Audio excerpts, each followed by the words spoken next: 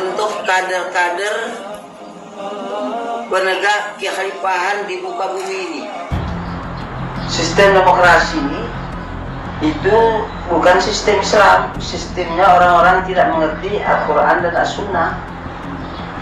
Jadi kalau orang beriman ingin melaksanakan Quran dan Sunnah dalam sistem demokrasi, itu satu yang aneh. Hasan Baroja tersebut itu merupakan dulunya sebelum menjadi Imam Khalifatul Muslim itu dia adalah anggota dari Negara Islam Indonesia atau NII yang dulu dicetuskan oleh Skarmaji Kartosuwiryo waktu itu, DITII lah ya. Nah, banyak sekali upaya-upaya yang dilakukan oleh kelompok-kelompok tersebut untuk nantinya mungkin cita-citanya adalah membangkitkan kembali romantisme masa lalu, khilafah, sistem kekhilafahan gitu. Namun kan ternyata yang diusungnya itu sistem kekhalifahan yang masih mentah, berbeda dengan kalau kita berbicara dengan Khulafaur Rasyidin. Pasca Khulafaur Rasyidin itu kan berbeda lagi. Nah, ini berbeda lagi. Makanya ketika ada satu petikan wawancara, saya sempat baca, sempat lihat itu katanya Khalifatul Muslimin itu ternyata tidak ada kaitannya dengan ISIS. Oh, tidak ada. Ya, Islamic State of Iraq and Syam. Itu nggak ada ini yang nggak ada kaitannya ternyata. Dan juga dia menampik juga bahwasanya gerakan dia itu terpisah dengan gerakan-gerakan di Filipina, terus di beberapa negara-negara di belahan bumi gitu. Itu berbeda katanya. Beliau cenderung memframing bahwasanya gerakan organisasi ini adalah gerakan Islam yang rahmatan lil alamin. Oh, nah, gitu. Ini cukup menarik kan. Nah, apalagi dengan background bajunya itu ya. Wah, iya. Hijau putih. Itu kan serat akan dengan warna Nahdlatul Ulama lah. Iya, karena dalam wawancara tersebut juga beliau kan menjelaskan bahwasanya hijau dan putih itu adalah hijau itu diambil dari katanya pakaian warga surga, dan juga putih itu artinya suci, melambangkan gerakan itu gerakan kesucian gitu. Nah, ini kan cukup menarik gitu ya. Kalau kita lihat rekam jejak track recordnya setelah saya tracking, kan sempat baca lalu tertarik. Saya coba tracking nama Abdul Qadir Hasan Baroja. Oh, ternyata dia warga NII.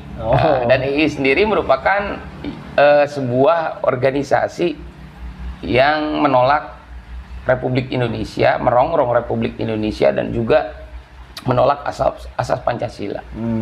Gitu. Ini kan jelas track recordnya gitu. Jadi kalau sekarang dia muncul kembali, karena dia sempat dipenjara kan, setelah kasus tersebut dipenjara, lalu keluar itu sekitar tahun 2000-an, beliau lalu membuat ini kan gitu kan, muncul namanya lagi, lalu dengan framing yang baru bahwasanya rahmatan lil alamin, itu saya kira tidak bisa dilepaskan dari rentetan sebelumnya. Bukan saya berarti menuduh beliau itu akan melakukan hal yang sama. Manusia bisa berubah tentunya. Mudah-mudahan berubah kan gitu. Tapi kita juga tidak serta-merta melupakan masa lalu.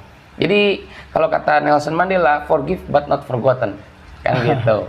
Jadi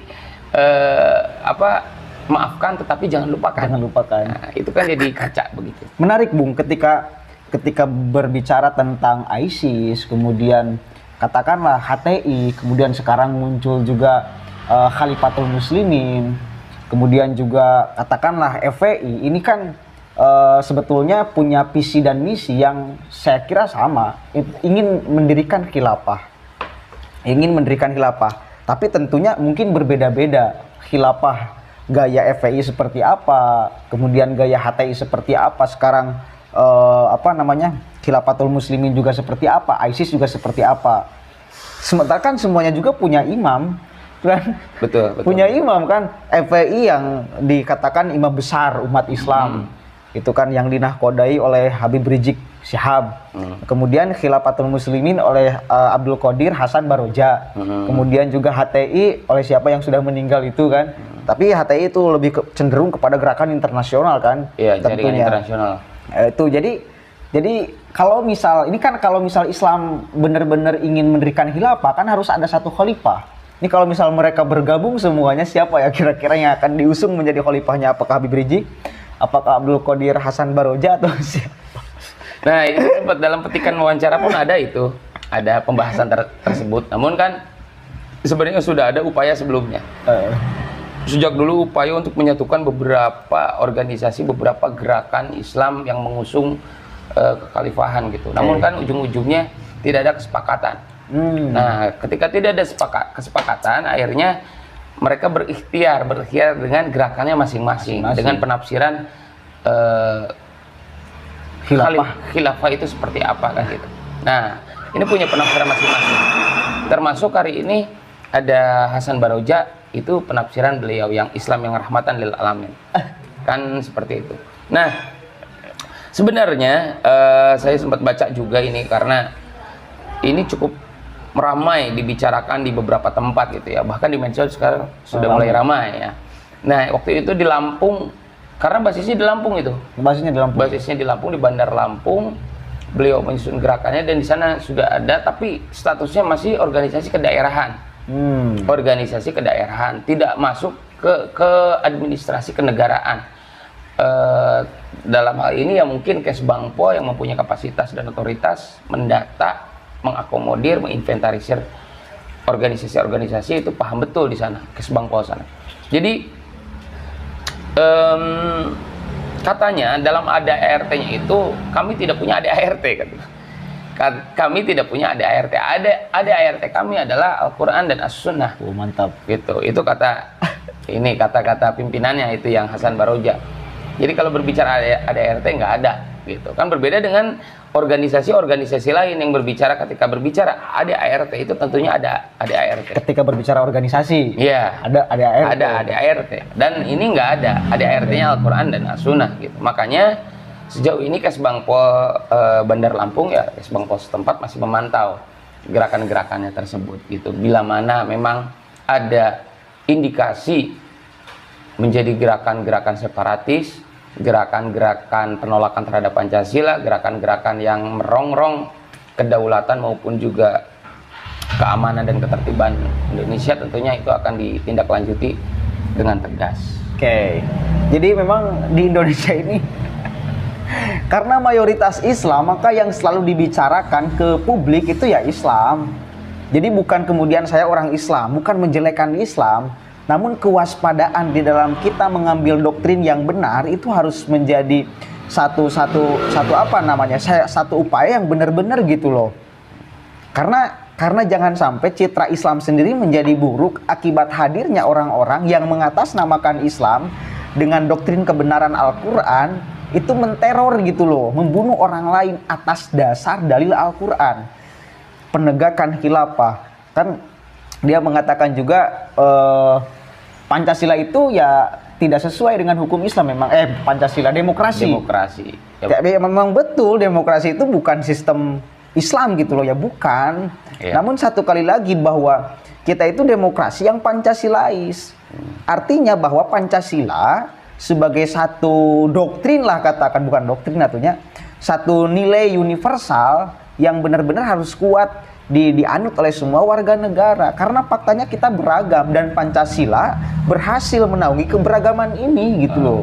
Nah, ini menarik ini mengenai demokrasi yang tadi ya. Gimana Bu? Demokrasi. Jadi betul apa yang dikatakan Hasan Baroja sebenarnya, bahwasanya demokrasi itu bukan nilai-nilai keislaman gitu katanya. Oke, dalam hal itu saya sepakat.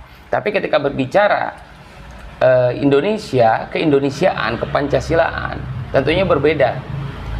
Kalau kita lihat, demokrasi Indonesia itu adalah sosiodemokrasi.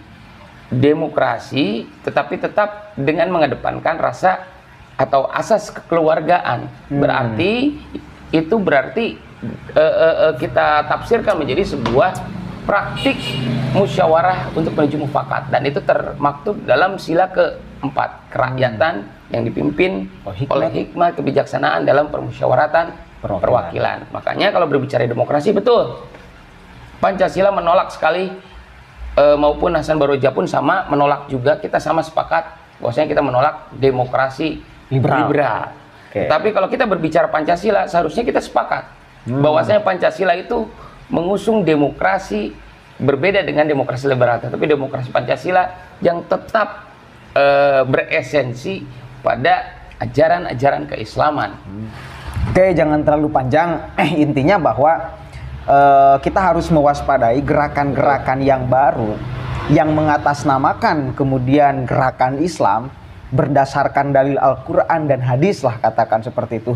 Karena apa namanya, yang selalu yang jadi benderanya juga sama, bertuliskan la ilaha illallah, cuma kan khilafatul muslimin ini warna hijau gitu loh. Tetap tulisannya la ilaha illallah Muhammad Rasulullah. Kalau misal HTI kan hitam putih kan, hitam putih, serat dengan warna itu. Kalau ISIS hitam kan, sama. Ya ini loh bahwa saya, Gusti nu Maha Suci.